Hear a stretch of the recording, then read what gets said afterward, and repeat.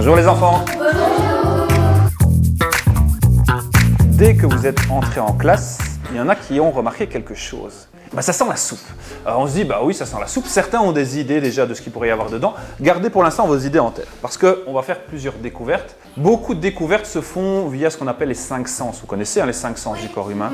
Quand on utilise les yeux, on appelle ça le sens de la vue. Exactement. Ensuite, en entrant dans la classe, vous n'avez pas vu directement, mais vous avez senti. Ça, c'est le sens de l'odorat. Évidemment, une soupe, on ne va pas faire que la voir ou la sentir. On va aussi la goûter. Ça, c'est le sens du goût.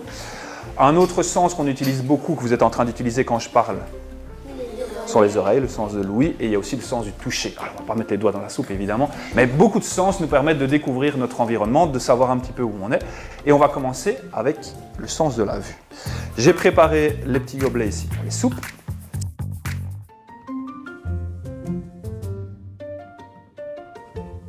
On a fait fonctionner les yeux. On a regardé la couleur. On a fait fonctionner le nez. On va maintenant faire le meilleur, faire fonctionner la langue.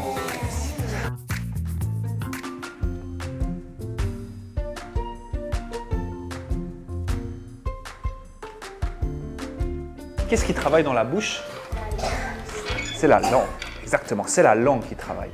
C'est notre langue qui va travailler parce que sur cette langue, il y a plein de petits points dessus qui vont reconnaître les goûts. Ces petites papilles, on peut le reconnaître, c'est un peu comique, c'est un peu comme papy et mamie. C'est pas le même mot, mais ça ressemble un petit peu, ce sont les papilles. Ces papilles, pour les voir, c'est très très simple. On peut les observer directement sur notre langue en regardant dans un miroir.